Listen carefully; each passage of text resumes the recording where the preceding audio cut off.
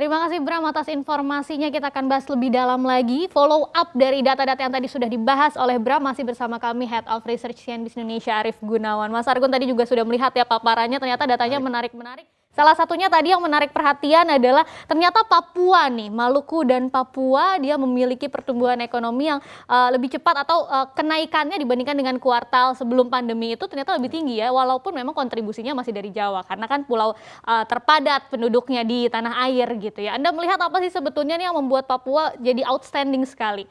Ada dua hal gitu. Kalau kita pertama melihat karakteristik ekonomi Papua kan memang, mohon maaf, masih tergantung pada pertambangan dan penggalian. Karena kan ada raksasa besar di sana, Freeport McMoran yang sekarang juga sudah dimiliki sahamnya oleh pemerintah Indonesia. Tetapi aktivitas ekonominya sangat besar dan itu menyumbang PDB Papua sangat besar, 34% gitu dari total kontribusi sektoral ya, sektor-sektor yang menyumbang. Itu paling gede pertambangan penggalian berkat Freeport. Nah, Freeport itu kuartal 3 memang dia menaikkan ekspornya karena permintaan emas itu kan meningkat. Sekarang ketika ada tren tapering, kemudian di sisi lain inflasi juga meningkat, harga emas kan sedang menguat. Dan saya pikir ini membuat Freeport memutuskan untuk menaikkan penjualannya. Dan saya pikir tren ini kan masih berlangsung pada kuartal 4. Sisi yang kedua selain pertanian dan penggalian, pertambangan dan penggalian, itu kan ada sektor konstruksi. Kontribusinya sekitar 14%.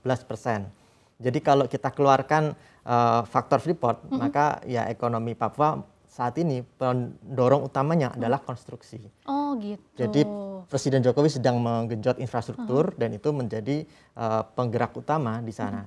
Konstruksi meningkat, di sisi lain kemudian ada sektor pertanian tadi, perkebunan di level 11%-an, itu di level ketiga. Jadi kalau kita bicara paling kuatnya mana? Ya konstruksi, kalau kita mengeluarkan faktor Freeport. Dan kalau konstruksi seperti saya bilang tadi, itu seringnya itu ada faktor kendala masyarakat, beda tanah adat yang dilewatin, masyarakat menolak pembebasan lahan. Ya. Di Indonesia red tape itu kan nomor 2 emang pembebasan lahan. Pertama yang mengganggu soal investasi dan aktivitas usaha itu perizinan, kemudian kedua pembebasan lahan.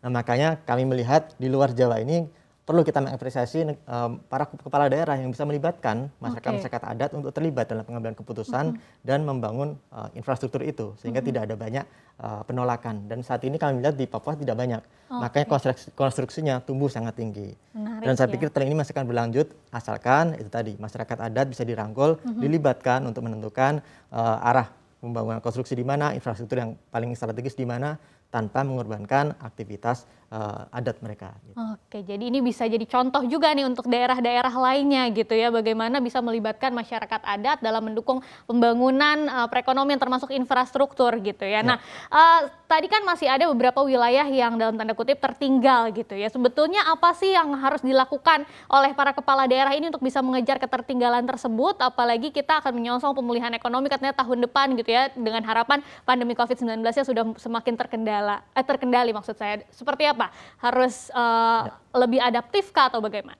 Ya saya pikir semua kepala daerah memang harus mulai menjalankan kepemimpinan yang adaptif. Nah kami mencari kategori dan karakteristik kepemimpinan itu dalam CNBC Indonesia Award tahun ini, harapannya ke sana. Semoga bisa menginspirasi seluruh kepala daerah untuk tidak hanya menjalankan fungsi birokrasi seperti biasa. Kondisi sudah berubah. Anda tidak bisa menjadi kepala daerah seperti yang kemarin-kemarin yang hanya mungkin duduk memimpin rapat perencanaan, kemudian mengawasi pelaksanaan di lapangan dan kemudian baru mengevaluasi. No, bukan hanya di situ.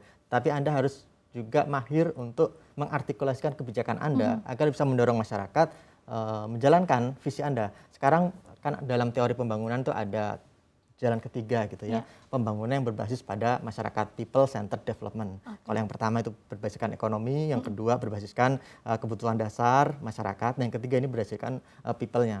Diyakini kalau people ini bisa terlibat aktif dalam pembangunan dan menggunakan aset-aset atau potensi mereka, maka harusnya pembangunan akan berjalan seirama, tidak hanya bagus secara ekonomi, tapi secara social welfare juga berjalan.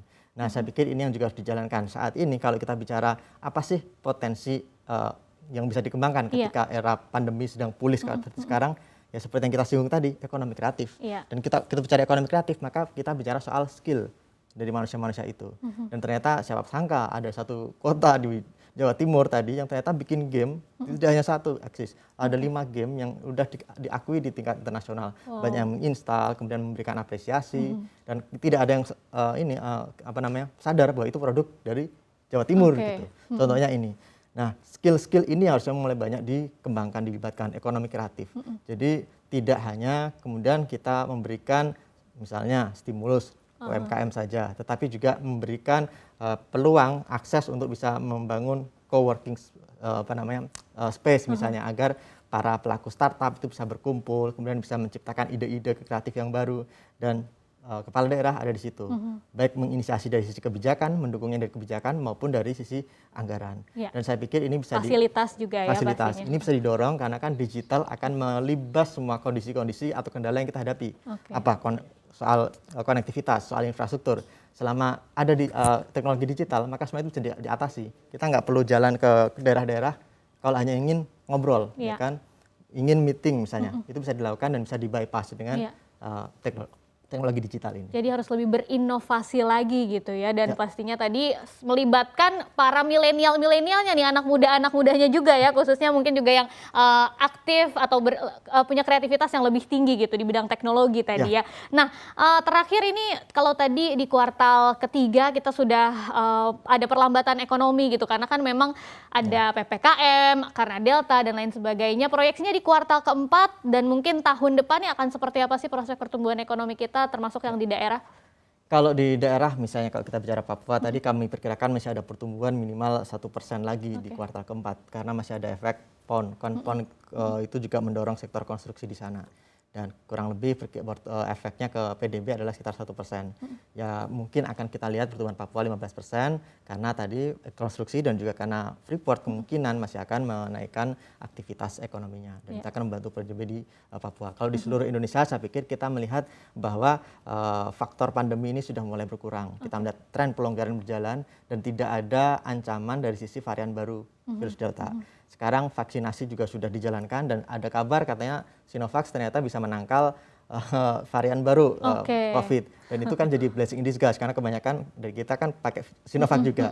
Dan sekarang kita melihat tidak ada banyak lonjakan, sekalipun di Singapura ada lonjakan gitu ya. Nah, ini akan membuat ekonomi kita kemungkinan masih akan bertahan, bertumbuh, dan saya pikir level 4% sampai 5% bisa kita capai pada akhir tahun ini dengan catatan tidak ada kendala soal varian baru virus COVID. Jadi PR juga nih pastinya buat para kepala daerah ya, bagaimana bisa menjaga nih situasinya yang sekarang sudah mulai melandai, pandemi COVID-19-nya, sampai tahun depan itu bisa tetap terkendali. Terima kasih banyak Mas Argun, Head of Research CNBC Indonesia sudah berbincang bersama kami. Sehat selalu ya Mas. Untuk informasi lebih lengkap dan berita-berita lainnya yang terkait, klik link di deskripsi di bawah ini. Dan jangan lupa juga subscribe channel YouTube kami, pastikan Anda juga menginstal aplikasi CNBC Indonesia yang tersedia di App Store dan Play Store.